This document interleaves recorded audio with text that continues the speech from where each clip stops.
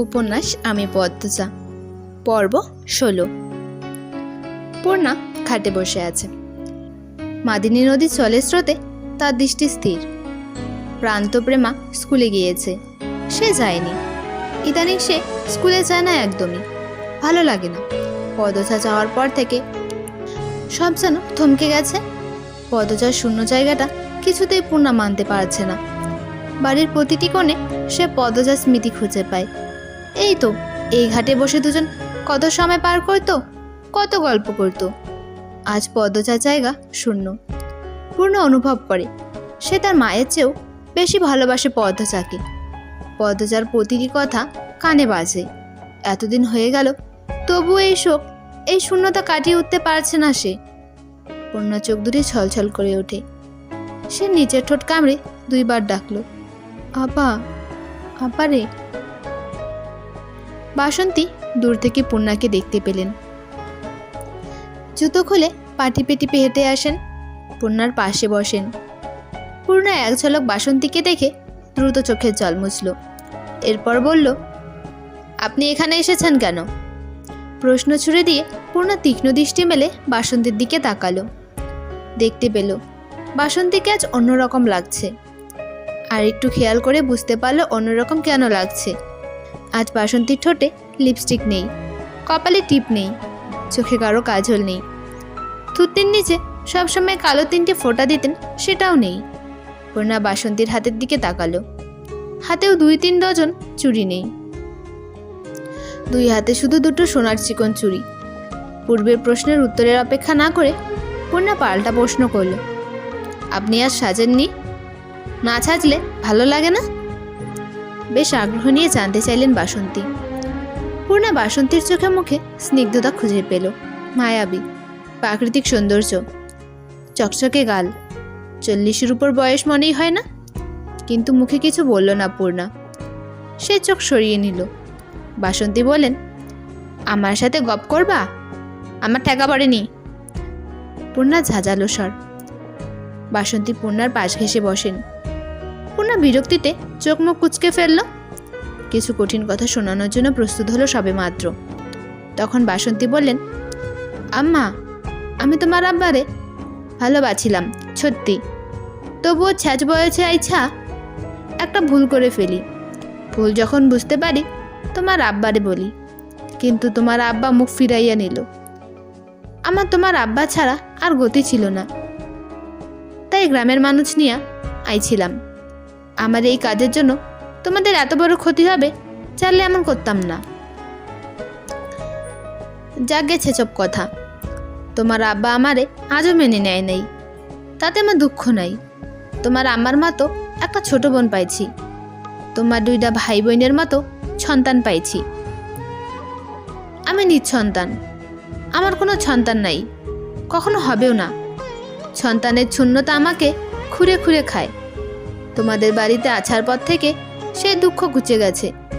প্রান্তপ্রেমা যখন আমারে বড় আম্মা কইরা ডাকে, আমার খুচিতে কান্দ না ইচ্ছা পড়ে।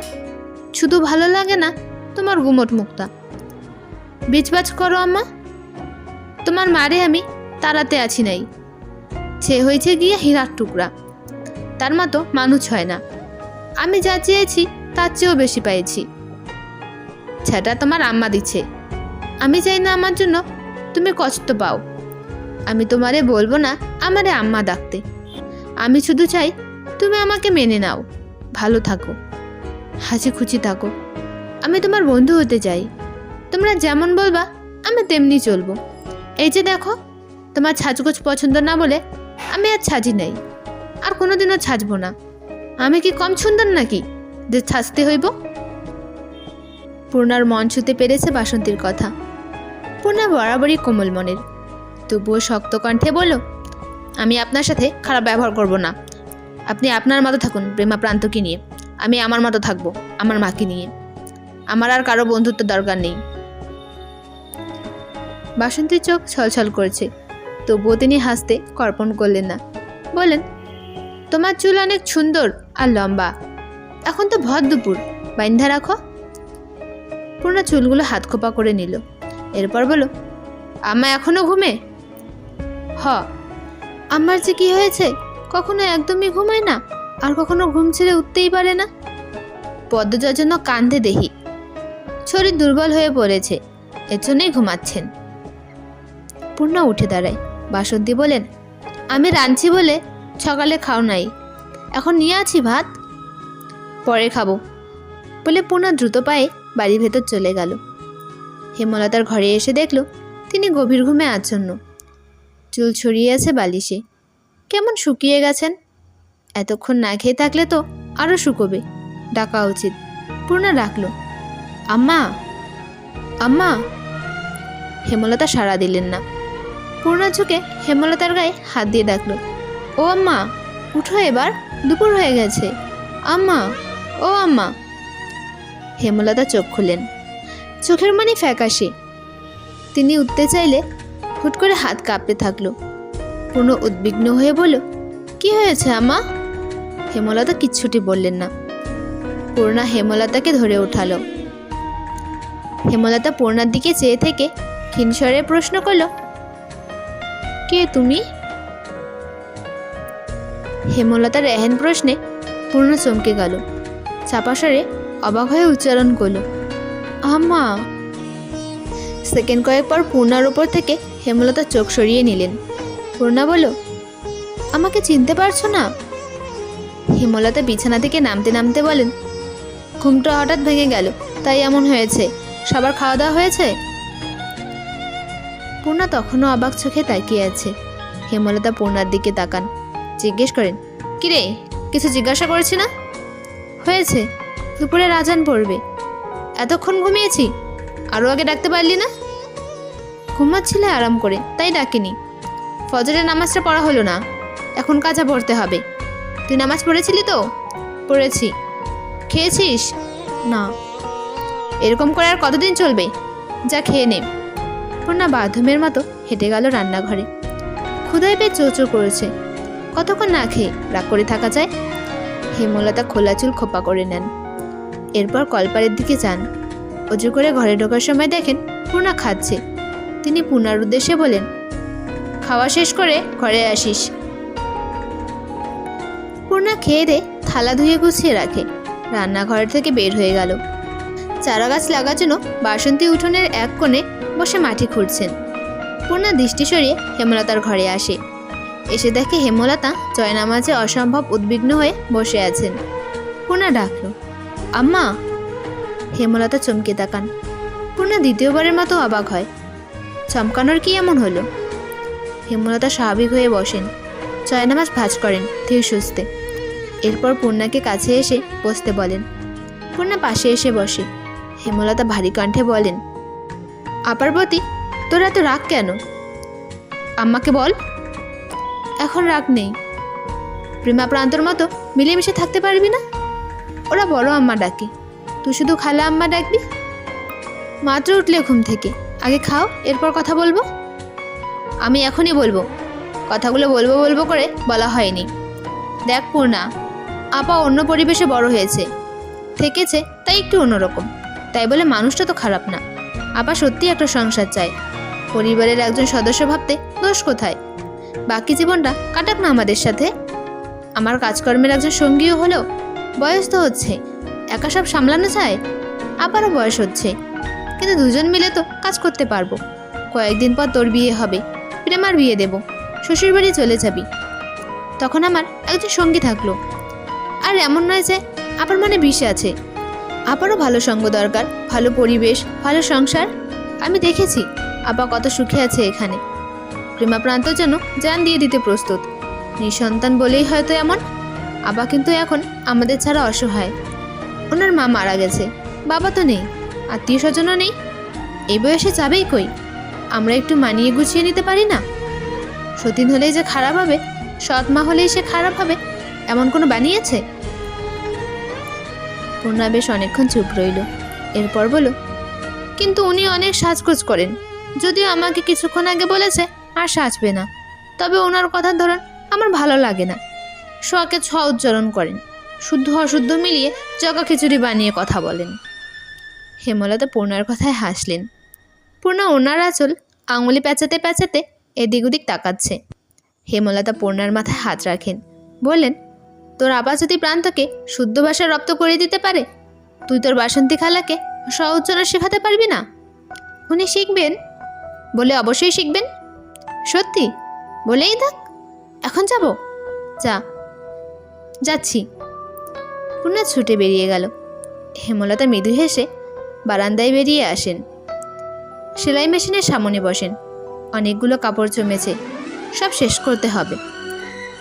উঠোনে বাসন্তীকে পেল না পূর্ণা। এদিক ওদিক তাকিয়ে খুঁজতে থাকলো। বাসন্তী কলপার থেকে হাত পা ধুয়ে বেরিয়ে আসেন। পূর্ণা কথা বলতে গিয়ে দেখে জড়তা কাজ করছে। 2-3 বার ঢোক গিলে ডাকলো, শুনুন। বাসন্তী দাঁড়ালেন। পূর্ণাকে দেখে হাসলেন। পূর্ণা এগিয়ে এসে বলল, আপনাকে আমি পড়াবো। কি পড়াইবা? লাহোরি ঘরের বারান্দায় আসেন আগে। বাসন্তী কিছু বুঝে উঠতে পারছে না, তবুও পূর্ণার পিছু পিছু গেলেন। বারান্দার চৌকির ওপর পূর্ণা বসলো। পূর্ণার সামনে বাসন্তী বসেন উৎসুক হয়ে। পূর্ণা গম্ভীর কণ্ঠে বলল, আপনাকে দন্তস্ব উচ্চারণ শেখাবো আমি। দন্তচ্ছ উচ্চারণ তো আমি পারি। আপনি দন্তস্ব না বলে দন্তচ্ছ বলেন, শুনতে ভালো লাগে না। বলুন দন্তস্ব। বাসন্তী থমথ খেয়ে যান। চোখ ছোট ছোট করে বলেন, দন্তচ্ছ। হয়নি। বলুন দন্তস্ব। দন্তচ্ছ। আবারও হয়নি। আচ্ছা বলুন সংসার। সংসার। সংসার। ছং ছাড়। সংসার উচ্চারণ করতে করতে পূর্ণার মুখের সামনে ঝুঁকে পড়েন বাসন্তী। পূর্ণা বলল, উপরে চলে আসছেন কেন? দূরে বসুন। বাসন্তী দ্রুত সোজা হয়ে বসেন। পূর্ণা বলেন, এবার বলুন সন্তান। সন্তান। ফাটাফাটি হয়ে গেছে। এবার বলুন আসছে। আচ্ছে। আরে আবার ছ উচ্চারণ করছেন কেন? বলুন আসছে। আসছে। আসছে। আসছে। হয়েছে। এবার বলুন সাজগোজ। সাজগোজ। হাওলাদার বাড়ির পুরুষেরা একসাথে বসে আছে দুপুরের খাবার খাওয়ার জন্য। আলমগীর, খলিল সবাই আজ উপস্থিত আছে। আমির 2 দিন পর শহরে ফিরবে, তাই আলমগীর চলে এসেছে। অতিরিক্ত গরম পড়েছে। বাড়ির চারপাশে এত গাছপালা, তবুও একটু বাতাসের দেখা নেই। আমিনা, লতিফা বাতাস করছে।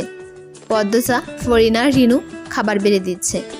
পদ্মচা আমিরের থালায় মাংস দিতে আমির বলল, তুমি কখন খাবে? পদ্মচা চোখ তুলে তাকায়, বলল, আম্মার সাথে। এখন বসো না। জেদ ধরবেন না, অনুরোধ, ফিসফিসিয়ে বলল পদ্মচা। এরপর মাছের তরকারি আনার জন্য রান্নাঘরে যায়। বাটিতে করে মাছের ঝোল নিয়ে ফিরে আসে।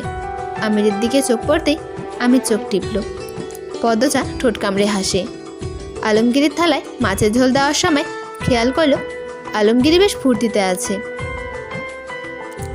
বয়স 35 হবে। এসে একবারও রুম্পার কথা জিজ্ঞেস করলো না। কি অদ্ভুত! বউয়ের প্রতি বিন্দুমাত্র মায়া ভালোবাসা নেই যে স্পষ্ট বোঝা যাচ্ছে। রানী লাবণ্য ছুটে এসে বাপ চাচার মাঝে বসে। খাওয়ার ফাঁকে ফাঁকে সবাই বিভিন্ন রকম আলোচনা করছে। রানীর বিয়ে নিয়ে কথা হচ্ছে। খুব দ্রুত রানীর বিয়ে দিতে চান তারা।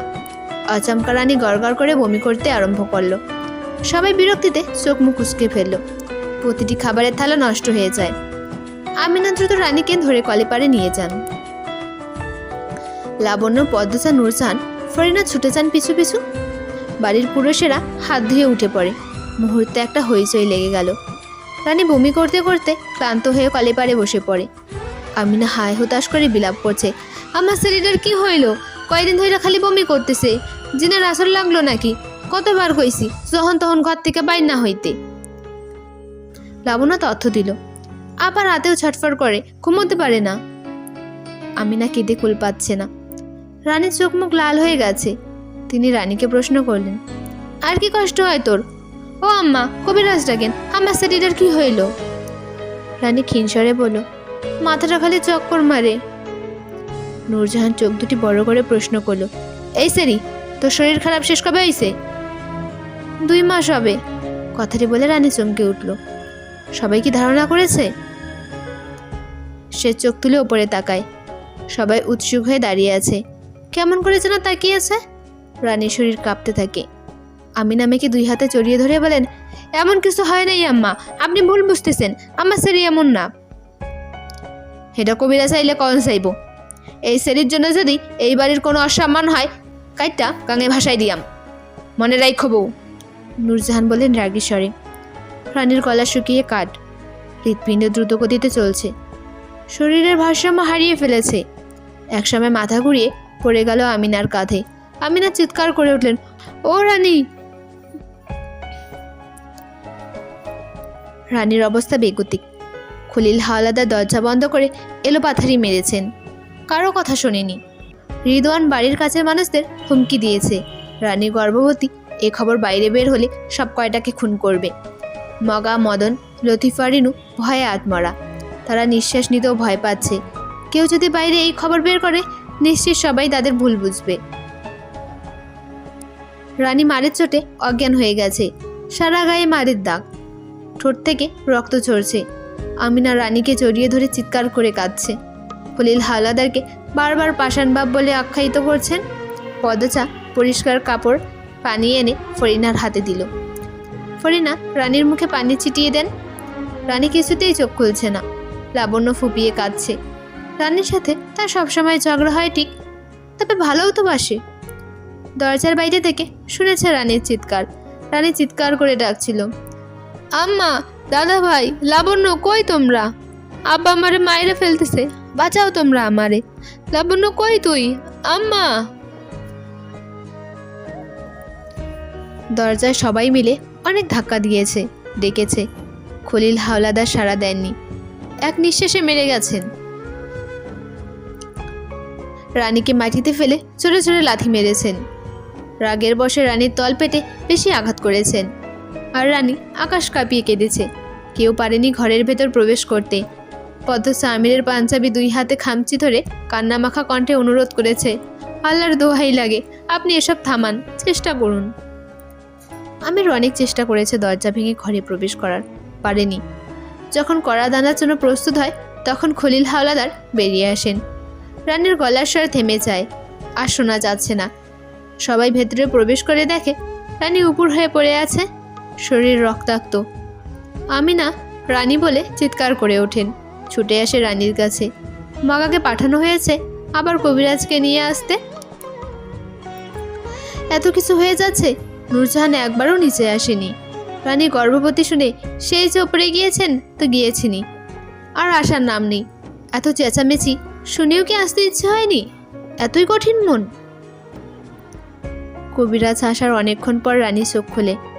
ফরিনা আমিনাকে বলে, সেরির বিয়া দিতে কইছিলাম, দিলি না। সেরির কথা শুনছিলি তোরা, এখন তো মজা বুঝতেই হইব। 20 বছরের যুবতী সেরি এখন বাপের ঘরে থাহে। আমিনা কিছু বলতে পারলে না, আঁচলে মুখ লুকিয়ে কাঁদছেন। মজিদ ঘরে প্রবেশ করলেন। ফরিনাকে জিজ্ঞাসা করলেন, মেয়েকে জিজ্ঞাসা করো এই অকামের সাথে কে? পদ্মচা ধীর পায়ে পালঙ্কের পাশে এসে দাঁড়ায়, মাথার ঘোমটা টানা। ফরিনা রানীকে জিজ্ঞেস করলেন, বাচ্চার বাপ কেডায়? রানী কিছু বলছে না, ঠোঁট কামড়ে কাঁদছে, চোখ বেয়ে জলের ধারা নামছে। ফরিনা তেজ নিয়ে বলেন, কিরে সেরি, এখন কথা হয় না কেন? বাচ্চার বাপের নাম কি তা? কইবি তো, বিয়ে তো দাউন লাগবো। তবুও রানী চুপ, তার কান্নার বেগ বেড়েছে।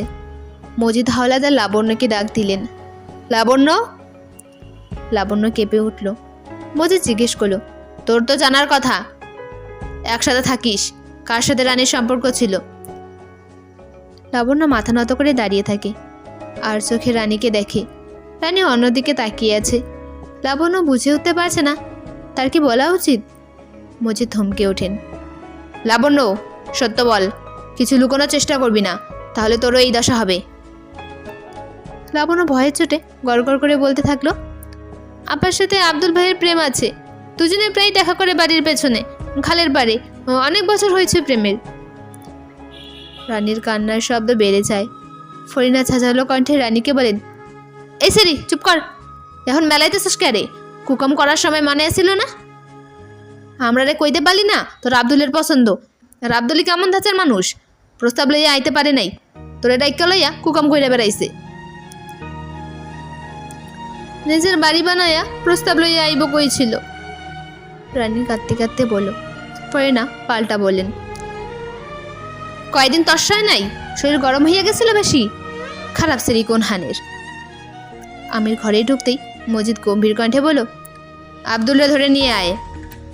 আমি অবাক হয়ে বলল, আব্দুল করেছে এই কাজ? ও তো এমন না, মুখ দেখে বোঝা যায় কে কেমন। আমির উত্তরে কিছু বলল না।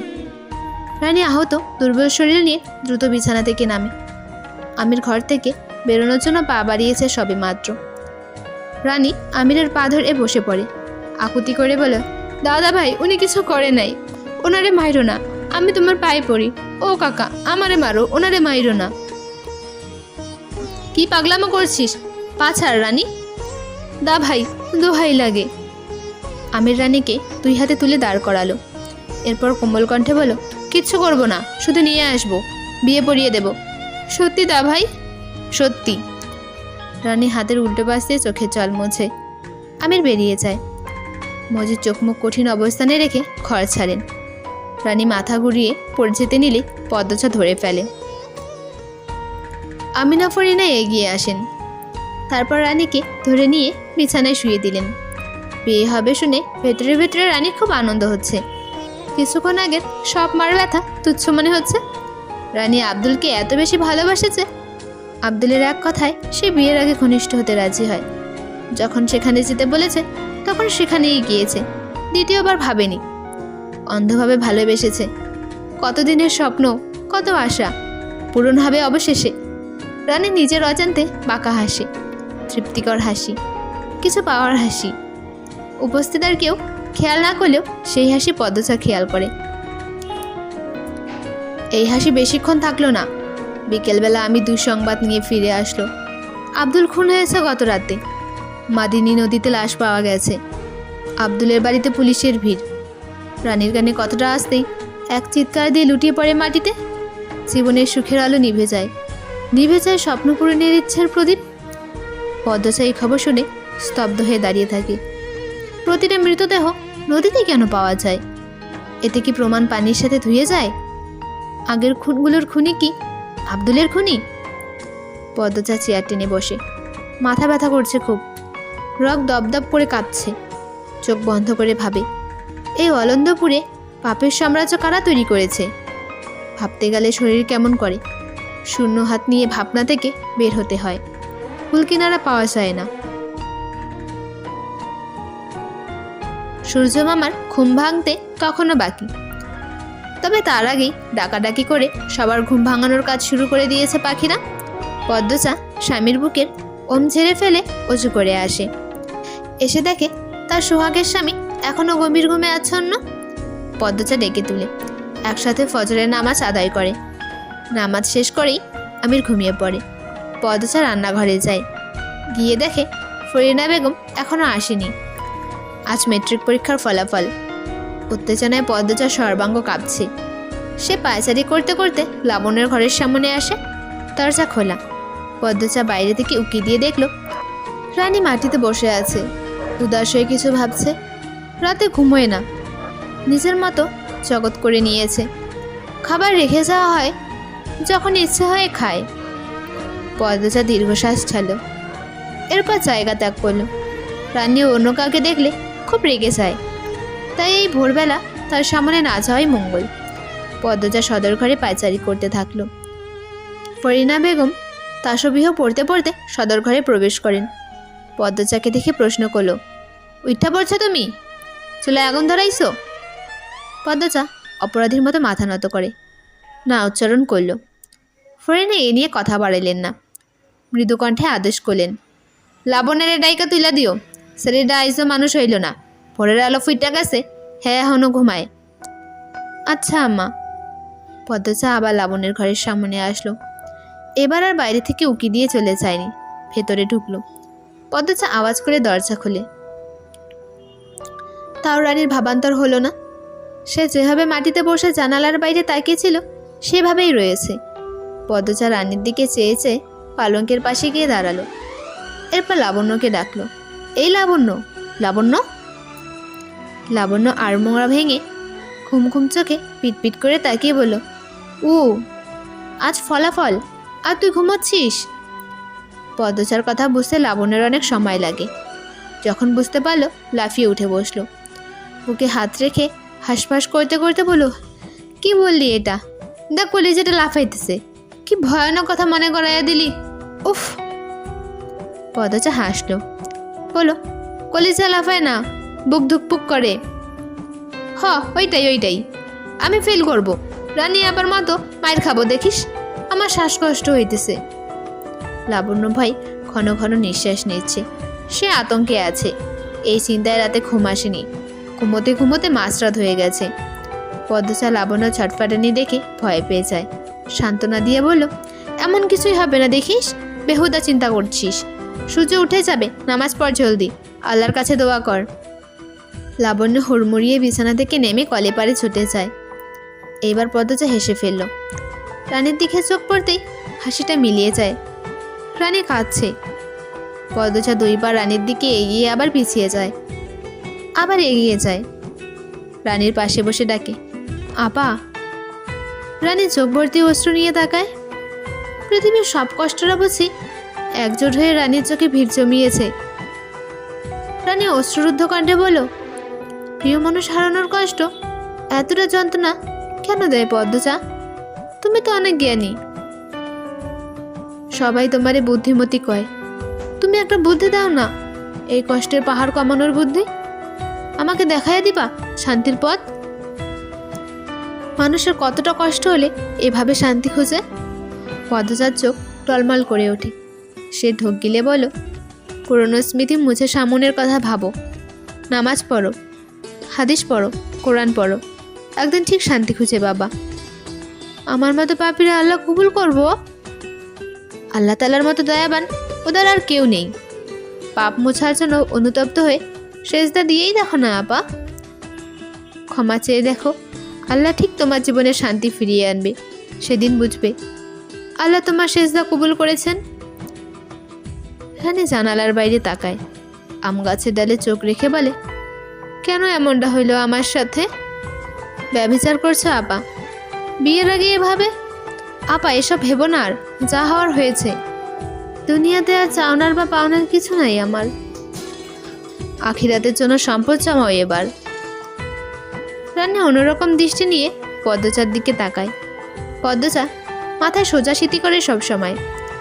এক অংশ সিঁথি দেখা যাচ্ছে, বাকিটুকু শাড়ির আঁচলে ঢাকা। মেয়েটা এত স্নিগ্ধ, এত সুন্দর, এত পবিত্র দেখতে, দেখলে মন প্রাণ চড়িয়ে যায়। পদ্মচা বলো, আখিরাতের সম্পদ এবাদাত, খাঁটি এবাদাত। তুমি খুব ভালো পদ্মচা। রানী মৃদু হেসে বলল। তার চোখ বেয়ে 2 ফোঁটা জল গড়িয়ে পড়ে। পদ্মচা অপ্রশস্ত হয়ে হাসলো, বলল, এখন নামাজ আদায় করতে পারবে? তাহলে পড়ে নাও। ওই দিনটার পর আর গোসল করি নাই, আজ করবে কিন্তু? করব। আসি? আসো। পদ্মচা বেরিয়ে আসে। দরজার বাইরে পা রাখতে রানীর কান্নার স্বর কানে আসে। পদ্মচা থমকে দাঁড়ায়, পেছন ফিরে একবার রানীকে দেখে। রানী হাঁটুতে মুখ লুকিয়ে কাঁদছে। পদ্মচা মনে মনে প্রার্থনা করে, আল্লাহ ক্ষমা করে দাও রানী আপাকে, শান্তির পথে ফিরিয়ে আনার রহমত দাও। বাড়ির সবাই মেট্রিক পরীক্ষার ফলাফল জানার জন্য অধীর আগ্রহে অপেক্ষা করছে। আমি সেই সকাল 10টায় বের হয়েছে, এখন বাজে দুপুর 3টে। লাবণ্য মিনিটে মিনিটে ক্লাস ভরে পানি খাচ্ছে আর বারবার টয়লেট যাচ্ছে। পদ্মচা ঝিম মেরে বসে আছে। হেমলতা সবসময় পদ্মচাকে বলতেন ম্যাট্রিকে ফার্স্ট ডিভিশন পাওয়ার জন্য। পদ্মচার একবার মনে হচ্ছে সে ফার্স্ট ডিভিশন ফলাফল করবে, আর একবার মনে হচ্ছে সেকেন্ড ডিভিশনে চলে যাবে। সে এক হাতের আঙ্গুল দিয়ে অন্য হাতে তালু চুল করছে। এই মুহূর্তে মাকে খুব মনে পড়ছে। কতদিন হলো দেখা হয় না। প্রথম প্রথম মায়ের জন্য প্রায় কাঁদত সে, এখন অবশ্য মানিয়ে নিয়েছে। আসরের আজান পড়ছে, এখনও ফেরেনি আমির। পদ্মচা নামাজ পড়তে চলে যায়। নামাজ পড়ে বারান্দায় এসে দাঁড়ায়। এরপর যা দেখলো খুশিতে আত্মহারা হয়ে পড়ে সে। আমিরের সাথে হেমলতা পূর্ণা এসেছে। দুজনের পরনে কালো বোরখা। 3 জন আলোকঘর পেরিয়ে অন্দরমহলের দিকে আসছে। মাথার উপর কড়া রোদ নিয়ে মরুভূমিতে সারাদিন হাঁটার পর পথিক তৃষ্ণার্ত হয়ে পানির দেখা পেলে যেমন আনন্দ হয়, ঠিক তেমন আনন্দ হচ্ছে পদ্মচার। ইচ্ছে হচ্ছে 2 তলা থেকে ঝাঁপ দিয়ে নেমে যেতে, কিন্তু তা তো সম্ভব নয়। পদ্মচা উন্মাদের মতো দৌড়তে থাকে। সিঁড়ি দিয়ে নামার সময় উল্টে পড়ে যেতে গিয়েও নিজেকে সামনে নিল, তবুও দৌড় থামলালো না।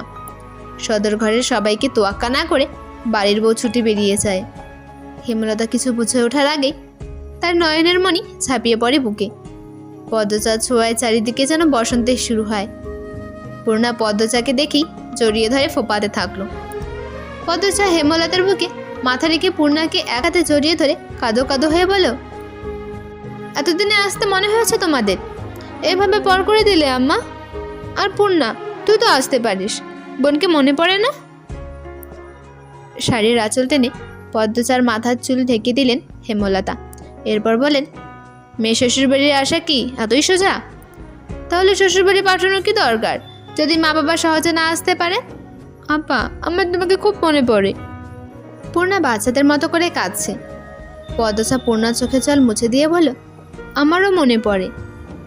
হেমলতা পদ্মচা চোখের জল মুছে দিয়ে বলল, 750 মার্ক পেয়েছিস, স্টার মার্ক, ফার্স্ট ডিভিশন। এই খুশিতে আর কাঁদিস না। পদ্মচা চোখ ভর্তি জল, কাল ঠোঁট চোখের জলে ভেজা। এমন অবস্থায় হাসল। তাকে মায়াবী ভোরের শিশিরের মতো দেখায়। হেমলতা অন্দরমহলে সদর দরজার দিকে তাকিয়ে দেখেন হাওলাদার বাড়ির বাকিরা তাকিয়ে আছে। তিনি পদ্মচাকে সরিয়ে সদর দরজার দিকে এগিয়ে আসেন। ফরিনা বেগমের মুখ দেখে পদ্মচার ভয় হচ্ছে। ওনার মুখ আগে আগে ছোটে, আম্মাকে কিছু বলবে না তো? হেমলতা সবাইকে সালাম দিয়ে বলেন, আমি ধরে নিয়ে আসলো। মজিদ হাওলার বিনীত স্বরে বলেন, এই প্রথম আমাদের বাড়িতে এসেছেন, আজ আসবেন, আগে জানলে করে রাখতাম। হেমলতা হাসলেন, বলেন, বলেছেন এই অনেক, বললেই হবে না, করতে হবে। কয়দিন কিন্তু থেকে যাবেন। এটা বলবেন না, আজই ফিরতে হবে আমার, কিছুক্ষণ থেকেই চলে যাব। প্রথমবার আসলেন, আর কিছুক্ষণ থেকেই চলে যাবেন? আবার আসবো, অনেকদিন থেকে যাব। আজকে রাতটা থেকে যান। আম্মা, আজ থেকে যাও আমার সাথে, পদ্মচা অনুরোধ করে বলল। হেমলতা হাসলেন। ফরিনা কিছু বলছেন না, ভ্রুকুটি করে দাঁড়িয়ে আছেন। তিনি হেমলতাকে ভেতরে ভেতরে ভয় পান। কেমন ধারালো চোখের দৃষ্টি, যেন একবার তাকে ভেতরের সব দেখে ফেলতে পারে। আর চোখ মুখের ভাব দেখলে মনে হয় কোনো দেশের রাজরানী। তার ওপর আমির দরদ দেখে শাশুড়ি নিয়ে এসেছে। ফরিনা বিরক্ত হচ্ছেন। হেমলতা ফরিনার দিকে তাকাতেই ফরিনা চোখ সরিয়ে নেন। হেমলতা ফরিনাকে প্রশ্ন করলেন, আপা, কথা বলছেন না যে? আমার উপস্থিতি বিরক্ত করছে খুব? হেমলতার কথায় ফরিনা সহ উপস্থিত সবাই অস্বস্তিতে পড়ে যায়। ফরিনা হাসার ব্যর্থ চেষ্টা করল। তারপর বলেন, কি বলছেন আপা, বিরক্তি হইতাম জ্ঞানে? এই প্রথম আইসেন, খুশি হয়েছি। তাই বলুন। দরজা দাঁড়াইয়া কবার কতক্ষণ হইব, ঘরে আহেন। ফরিনা দ্রুত সটকে পড়েন। সদর ঘরে আগে আগে হেঁটে আসেন। হাঁপাতে থাকেন, বিড়বিড় করে বলেন, এই মহিলা এত চালাক, সত্যি সত্যি সব বুঝা ফেলে। হেমলতা সবার আড়ালে শাড়ির আঁচলে মুখ চেপে সেকেন্ড 2 হাসলেন। হেমলতাকে হাসতে দেখে পদ্মচাও হাসল। সবাই সদর ঘরে এসে বসে। লাবণ্য পদ্মচার ফলাফল দেওয়ার উপলক্ষে শিরিন, শাহানাকে দাওয়াত দেওয়া হয়েছিল। তারা এখন হাওলাদার বাড়িতে আছে। 2 বোন হেমলতা পূর্ণার জন্য নাস্তা তৈরি করতে রান্নাঘরে গেল। লাবণ্য দরজা বন্ধ করে ঘরে বসে আছে। আমির এখনও লাবণ্যর ফলাফল কাউকে বলেনি। সে সদরঘর থেকে লাবণ্যকে ডাকলো, লাবণ্য, এই লাবণ্য, শুনছিস? এদিকে আয়, আজ তোর খবর আছে। আমিরের কথা শুনে লাবণ্যর বুকের থুকপুকানি থমকে যায়। এক্ষুনি নিঃশ্বাস বন্ধ হয়ে যাবে অবস্থা। নিশ্চিত ফেল করেছে। লাবণ্য চিত হয়ে শুয়ে অপেক্ষা করতে থাকে কখন সে মারা যাবে। আমির আবার ডাকলো, বেরিয়ে আয় বলছি, নয়তো দরজা ভেঙে ঘরে ঢুকবো, তখন কিন্তু গায়ে মার বেশি পড়বে। লাবণ্য তড়িঘড়ি করে বিছানা থেকে নামে। গায়ে রোনা ঠিক করে দরজা খোলে। সদর ঘরে ঢুকতে ঢুকতে নামাজের সব সূরা পড়তে থাকে। আমি চেয়ার ছেড়ে দাঁড়াতেই লাবণ্য কেঁপে ওঠে। কাঁদো কাঁদো হয়ে বলল, আগামী বছর ম্যাট্রিক পাশ করাম কসম। এই বছরই তো পাশ করেছিস, তাহলে আগামী বছর আবার ম্যাট্রিক দিবি কেন? লাবণ্য চকিতে তাকালো। তার মুখটা হা হয়ে যায়। লাবণ্যর মুখের ভঙ্গি দেখে সবাই হাসলো। লাবণ্য খুশিতে কেঁদে দিল। আমির লাবণ্যকে জড়িয়ে ধরে মাথায় হাত বুলিয়ে বলল, আর একটু জন্য ফেল করিসনি। লাবণ্য হাসতে হাসতে কাঁদছে। লাবণ্যের পাগলামি দেখে আমিরও হাসছে। তখন সদর ঘরে প্রবেশ করে রিদওয়ান হাওলাদার। হেমলতা রিদওয়ানের দিকে অনুসন্ধানী দৃষ্টিতে তাকান। হেমলতার চোখে চোখ পড়তেই রিদওয়ান বিব্রত হয়ে ওঠে, চোখ সরিয়ে নেয়। একটু পর আর চোখে তাকিয়ে দেখে হেমলতা তখনও তীক্ষ্ণ দৃষ্টি মেলে তাকিয়ে আছেন। রিদওয়ান ঘর ছেড়ে বেরিয়ে যায়। এ যেন সাপুরে ও সাপের খেলা। সকলকে ধন্যবাদ ভিডিওটি সম্পূর্ণ দেখার জন্য। ভুল ত্রুটি হলে ক্ষমা করবেন এবং ভিডিওটি ভালো লাগলে লাইক, কমেন্ট, শেয়ার এবং চ্যানেলটিকে সাবস্ক্রাইব করবেন। ধন্যবাদ।